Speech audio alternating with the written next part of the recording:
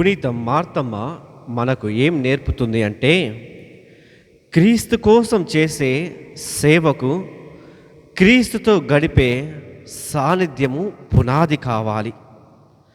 ప్రార్థన లేని సేవ అలసటను ఇస్తుంది. ప్రార్థనతో కూడిన సేవ దేవుని మహిమను ప్రతిబింబం చేస్తుంది. ప్రియ సహోదరి సహోదరులారా, ఈనాడు మనందరం కూడా పునీత మార్తమ్మ గారి పండుగను జరుపుకుంటున్నాము.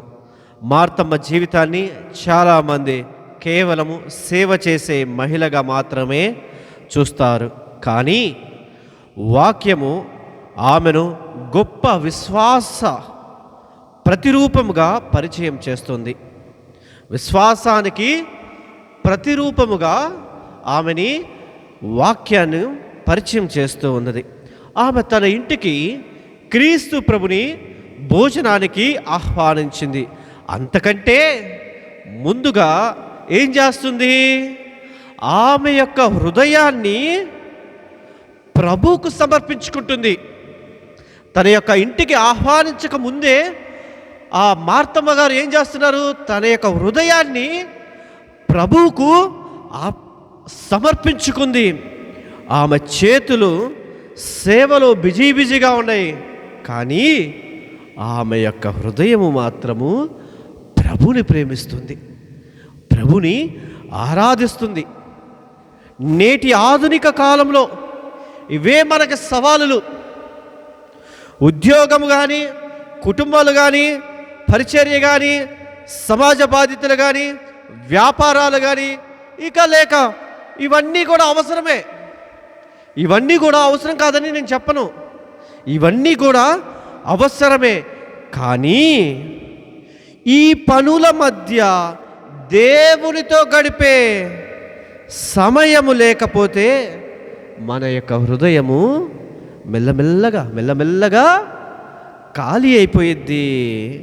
అందుకే యేసు మార్తమ్మకు చెప్పిన ఒక మాట నేటికి కూడా సజీవంగా విస్తరిస్తూ ఉంది. అది ఏమిటి అంటే, లూకా సువార్తలో చాలా చక్కగా పలుకుతూ ఉన్నారు ప్రభు.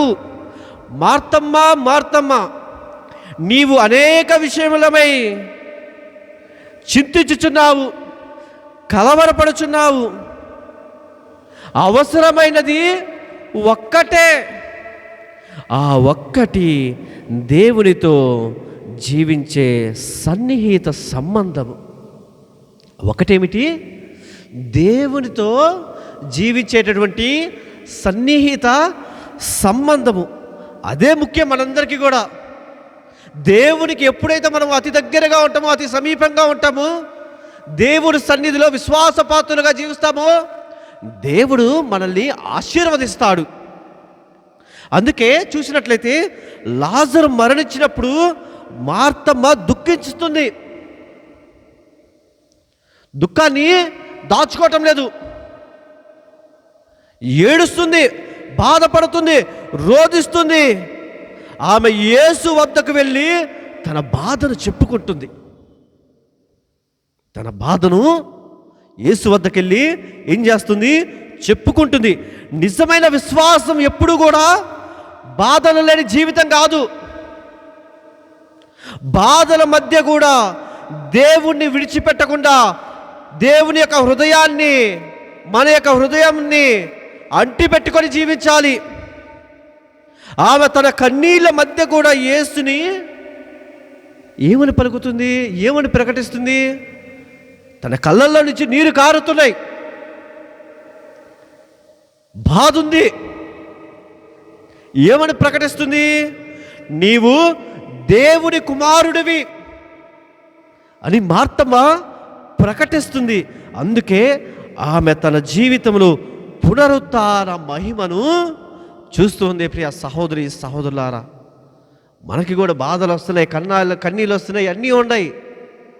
మరి మనం దేవుని దగ్గరికి పరిగెడుతున్నామా? ఎవరో దగ్గరికి పరిగెడతాము, వాళ్ళ దగ్గరికి, వీళ్ళ దగ్గరికి, అందరి దగ్గరికి పరిగెడతాం. మనం పరిగెత్తాల్సింది దేవుని దగ్గరికి.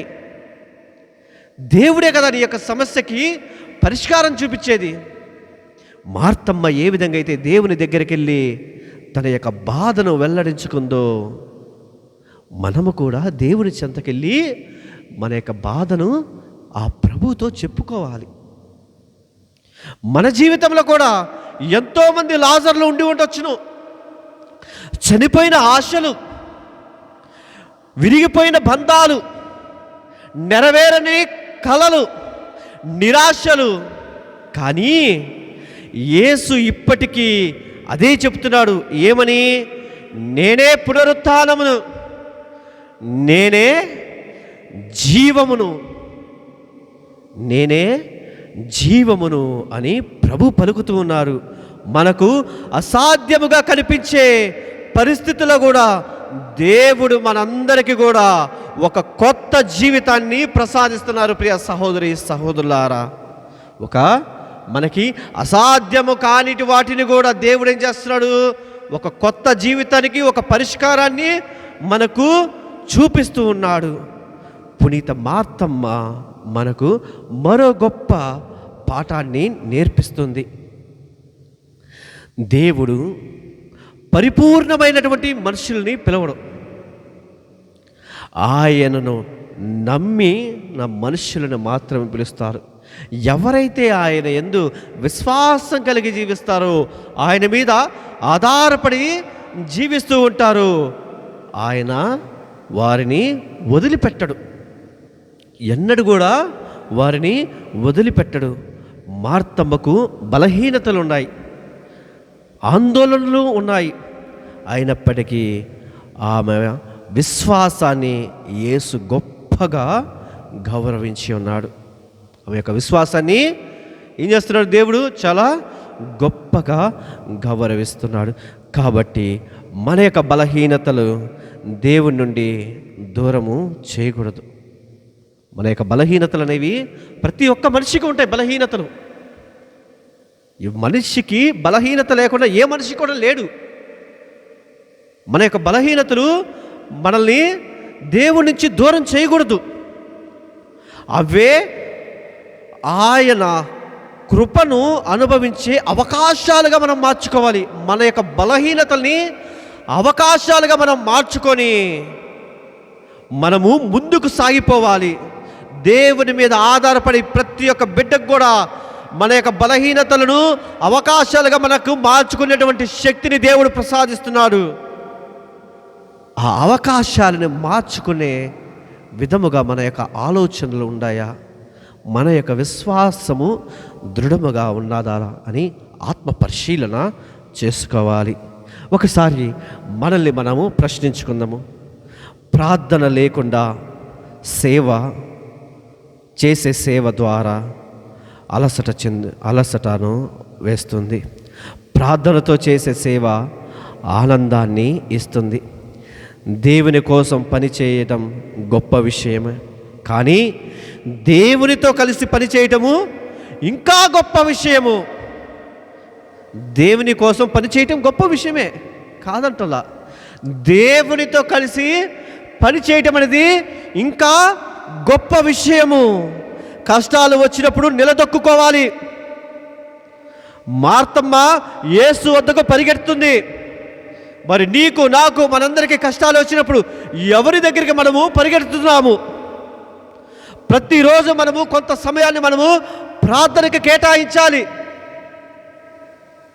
ప్రార్థన చేయము, కుటుంబ ప్రార్థన ఉండదు, దివ్యబలి పూజలో పాల్గొనము, వాక్యాన్ని చదవము, ధ్యానించము.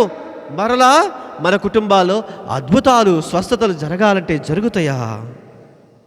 మన ఇల్లు, మన యొక్క కుటుంబము, మన యొక్క హృదయము క్రీస్తునకు నిలయము కావాలి. ఆ యేసు ప్రభువుకి మన యొక్క ఇల్లు, మన యొక్క కుటుంబము, మన యొక్క హృదయము ఆ ప్రభువునికి నిలయము కావాలి. ఒకసారి మనల్ని మనము ప్రశ్నించుకుందాం. అందరము కొంచెంసేపు మౌనంగా ఉండి ప్రార్థించుకుందాము. సేవ చేసే చేతులు ప్రార్థించే మోకాలతో కలిసినప్పుడు విశ్వసించే హృదయము దేవుని మహిమను చూస్తుంది. క్రీస్తు మన జీవితానికి మూలముగా, కేంద్రముగా ఉన్నప్పుడు ప్రతి పని ప్రార్థనగా, ప్రతి బాధ ఆశగా, ప్రతిరోజు దేవుని కృపకు సాక్ష్యముగా మారుతూ ఉంది. మనము కూడా మార్తల ప్రేమతో సేవ చేద్దాం.